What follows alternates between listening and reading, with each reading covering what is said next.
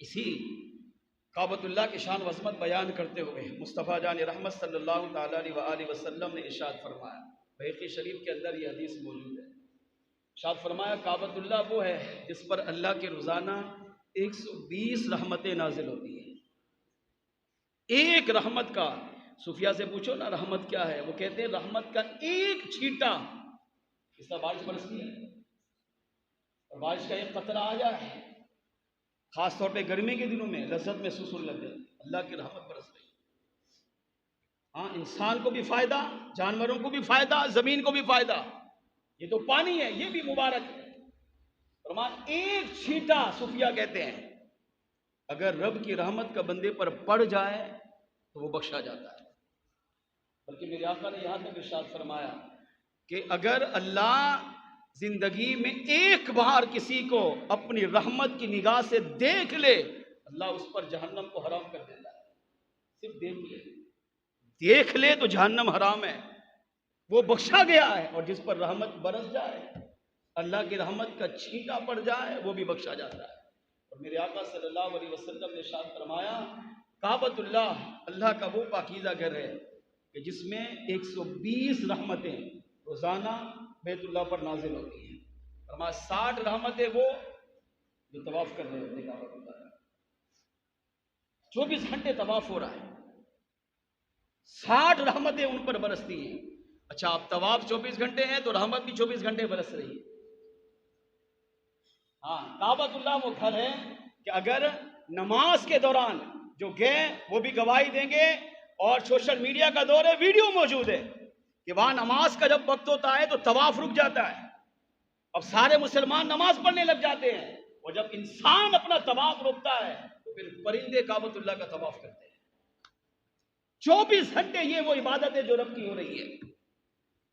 انسان رک گیا ہے، حالانکہ وہ بھی رب کی عبادت کے لیے رکا ہے، وہ بھی نماز پڑھ کر اللہ کی عبادت کر رہا ہے، مگر پرندے آ کر وہاں طواف کرتے ہیں تاکہ یہ طواف پر عبادت رکے ہی نہ۔ اتنا بابرکت یہ گھر ہے۔ واقعہ فرماتے ہیں 120 رحمتیں اللہ خاص کعبۃ اللہ پر نازل کرتا ہے، اور 60 ان پر نازل ہوتی ہیں جو طواف کر رہے ہو، 40 ان پر نازل ہوتی ہیں جو حرم کے اندر رب کی عبادت کر رہے ہو، چاہے وہ نماز پڑھ رہا ہو، چاہے وہ تلاوت قرآن کر رہا ہو، چاہے وہ تسبیحات پڑھ رہا ہو، چاہے وہ صدقہ خیرات کر رہا ہو، چاہے وہ وہیں پر بیٹھا ہو، چاہے سو رہا ہو، رب کی عبادت اس حرم کے اندر جو مسلمان کر رہا ہے، 40 رحمتیں اللہ روزانہ ان عبادت کرنے والوں پر نازل فرماتا ہے۔ اور 20 رحمتیں میرے آقا صلی اللہ علیہ وسلم نے ارشاد فرمایا اس پر رحمت نازل کرتا ہے جو صرف وہاں بیٹھ کر کعبے کو دیکھ رہا ہوگا، نماز نہیں پڑھ رہا، روزہ نہیں رکھ رہا، تلاوت قرآن نہیں کر رہا، دیگر اذکار نہیں کر رہا، بس خاموش بیٹھا ہے اور کعبۃ اللہ کو دیکھ رہا ہے کہ میں سچ مچ اللہ کے گھر آ چکا، دیکھ رہا ہے کہ یہ اللہ کا گھر ہے، اور محبت کی نگاہ سے کعبۃ اللہ کو دیکھ رہا ہے۔ میرے آقا فرماتے 20 رحمتیں اللہ کعبے کا دیدار کرنے والوں پر رحمت نازل فرماتا ہے۔ اب اس حدیث سے 2 عقیدے ملے۔ پہلا عقیدہ قرآن کریم کی آیت اور حدیث کو ملا کر عرض کر رہا ہوں۔ پہلا عقیدہ یہ ملا کہ کعبہ بابرکت ہے، اللہ نے فرمایا مبارکن، کعبۃ اللہ کی پہلی نشانی برکت والا ہے۔ اس سے یہ عقیدہ ملا کہ کعبۃ اللہ جو بظاہر اینٹوں سے بنا ہوا ہے، مٹی اور گارے سے بنا ہوا ہے، اس پر غلاف بھی کپڑے کا چڑھا ہوا ہے، ٹھیک عام عمارت ہے، لیکن اللہ نے اس گھر کو شان، اس کو عظمت، اس کو فضیلت دیتے ہوئے فرمایا میرا بیت اللہ مبارکت والا ہے۔ تو علماء نے لکھا گھر اگر عام اینٹوں سے بنا ہے تو پہلا کام سنیوں کو کہ جو گھر اگرچہ اینٹوں سے بناؤ اور اس گھر کی نسبت رب سے ہو جائے،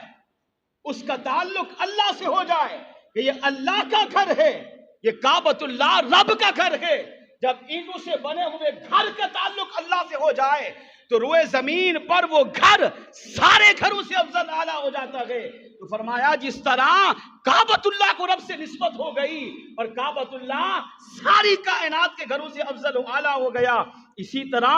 انسانوں میں بھی جو کہ اشرف المخلوقات ہے، جس کو رب سے تعلق ہوتا جائے گا، اللہ کریم اسے بھی عام انسانوں کی طرح افضل و اعلیٰ بنا دے گا، عام انسانوں سے افضل بنائے گا۔ اس سے پتا چلا جب کعبۃ اللہ بابرکت ہے تو اللہ کا نبی، اللہ کا ولی، اللہ کا رسول، اللہ کا پیغمبر، یہاں تک کہ صحابہ، اہل بیت، یہ لوگ بھی اللہ کے ہاں مبارک ہیں، بابرکت ہیں، چاہے زمین پر ہو یہ برکتیں لٹاتے ہیں، اور اگر وصال کر کے مزار میں چلے جائیں اور ان کی مزار پر حاضر ہو تب بھی اللہ اس مزار پر حاضر ہونے والوں کو اس کی برکتیں عطا فرماتا ہے۔ یہ بھی پتا چلا کہ جب ولی، نبی، صدیق، شہید، صحابی، اہل بیت، یہ پاکیزہ لوگ رب سے تعلق جوڑ لیں تو اللہ ان کو بابرکت بنا دیتا ہے، اور کعبۃ اللہ بھی بابرکت ہے۔ تو فرمایا جو کعبۃ اللہ کا امام ہے، میرے اور آپ کے آقا ہیں، گنبد خضرا کے مکی ہیں، جن کے صدقے اللہ نے کعبہ کو عظمت عطا کی۔ فرمایا جب کعبۃ اللہ مبارک ہے تو پھر یہ بھی عقیدہ ماننا پڑے گا کہ وہ جگہ جہاں امام الانبیاء موجود ہے، میرے اور آپ کے آقا کا گنبد خضرا، جہاں ہمارے آقا بنفس نفیس تشریف فرما گئے، وہ جگہ بھی بابرکت ہے، وہاں پر حاضری دینے والے پر اللہ رحمتیں بھی نازل کرتا ہے، اور حضور کے مزار پر آنے والے کو اللہ اپنی برکتوں سے بھی مالا مال فرماتا ہے۔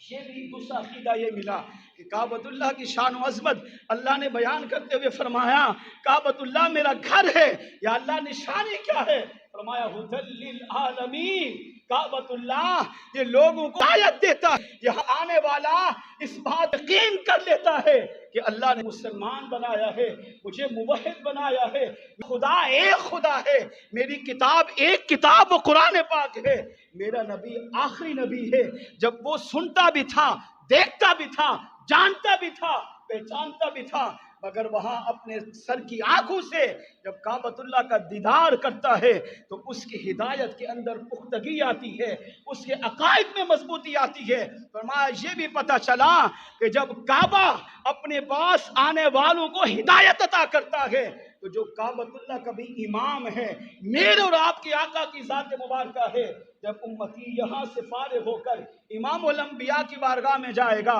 امام الکعبہ کی بارگاہ میں جائے گا تو اللہ حضور کے صدقے اسے بھی ہدایت عطا فرمائے گا، اس کی ہدایت میں پختگی عطا فرمائے گا، اس کی ہدایت میں مضبوطی عطا فرمائے گا۔ تیسرا عقیدہ یہ ملا کہ کعبۃ اللہ اللہ کا گھر ہے، کعبۃ اللہ کو نسبت رب سے ہے، اس پر روزانہ 120 رحمتیں نازل ہوتی ہے، جو یہاں پر آ کر عبادت کرے، چاہے طواف کر رہا ہو، نماز پڑھ رہا ہو، روزہ رکھ رہا ہو، تلاوت قرآن کر رہا ہو، تسبیحات پڑھ رہا ہو، اللہ اس پر اپنی رحمتیں برساتا ہے۔ کس کی وجہ سے؟ کعبۃ اللہ کی وجہ سے۔ فرمایا پھر یہ بھی عقیدہ رکھنا پڑے گا کہ جب یہاں سے فارغ ہو کر امتی امام الانبیاء امام الکعبہ کی بارگاہ میں جاتا ہے، حضور کے روضے رسول پر جاتا ہے، تو جب کعبۃ اللہ پر 120 رحمتیں نازل ہوتی ہیں تو یہ بھی عقیدہ رکھ کے جا کہ میرے آقا کے مزار پر بھی اللہ صبح و شام ہزاروں رحمتیں نازل فرماتا ہے۔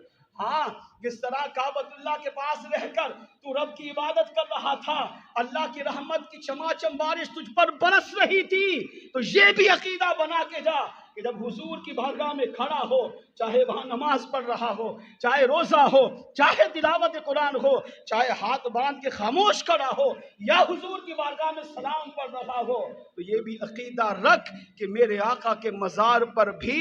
اللہ کی رحمت کی چماچم بارش برس رہی ہے، اور جب حضور کے مزار پر برس رہی ہے تو جتنا ادب کرے گا، جتنی محبت وہاں ظاہر کرے گا، جتنی عقیدت سے حاضری دے گا، اللہ حضور کے مزار کے تجھ اپنی رحمت کی قطرہ عطا فرمائے گا، اور جب اللہ تجھ پر اپنی رحمت کا ایک قطرہ ڈال دے تو پھر تو سمجھ لے تو یہاں بھی کامیاب ہے، کبھی بھی کامیاب۔ اس سے عقیدہ یہ ملا۔